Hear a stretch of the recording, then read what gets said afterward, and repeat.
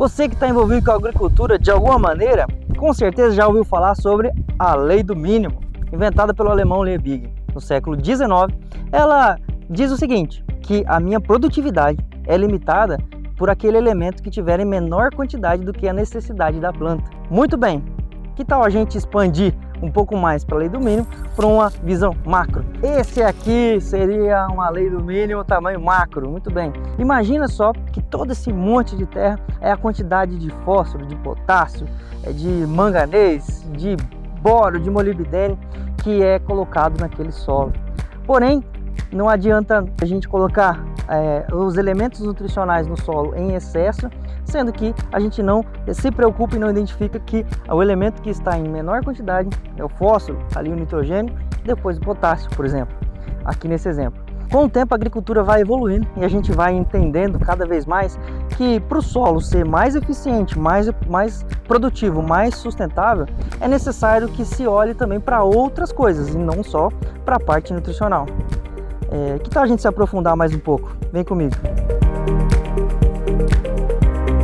Para se aprofundar cada vez mais, estamos aqui então no solo, na trincheira, e todo esse paredão de solo aqui, mais ou menos tem uns 2 metros aqui da superfície do solo até esse aprofundamento. A gente tem muitos elementos que a gente tem que observar. Por exemplo, quais elementos aí que comprometem a minha eficiência e a eficiência do meu solo para ter um solo mais produtivo? Bom, são muitos elementos. A gente pode falar da compactação, uma vez que nesse solo tem uma compactação muito maior, essas raízes que aqui estão não conseguem penetrar de uma maneira muito eficiente. Além da parte de compactação, a gente pode observar também a menor aeração, menos poros eu tenho menos água infiltrando nesse solo. Além disso, a quantidade de doenças que pode vir nesse solo e ser também um limitante da minha produtividade.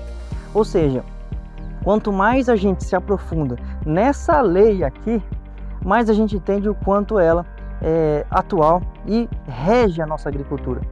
Quando a gente fala de compactação, doença, porosidade, infiltração de água e todos os fatores que estão envolvidos no solo, a gente consegue resolver com apenas uma ação. Sabe qual é? Aumentando a matéria orgânica do solo. Mas eu te pergunto, é fácil aumentar a matéria orgânica do solo? A resposta obviamente é não. Mas existem alguns fatores aí que interferem, mas 3 que acredito ser os principais que interferem na formação e construção dessa matéria orgânica do solo. E são eles: a umidade, a temperatura e os micro-organismos. Para que a gente consiga ter uma boa formação dessa matéria orgânica do solo, é necessário que se tenha esses elementos. E aí fica um questionamento: como que é possível então fazer isso? A resposta é quase óbvia: aumentando a quantidade de raízes no solo.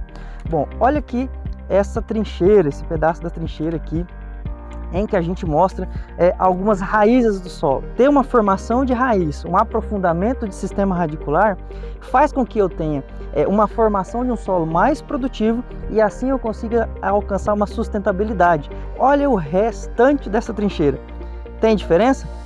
Aqui a gente está na área de aplicação do Longevos, que o Longevos foi aplicado, e olha só a formação do sistema radicular. Aqui é uma cana que ela foi aplicada, que a gente já está com um pouco mais do segundo corte, né? Além já foi feito o segundo corte.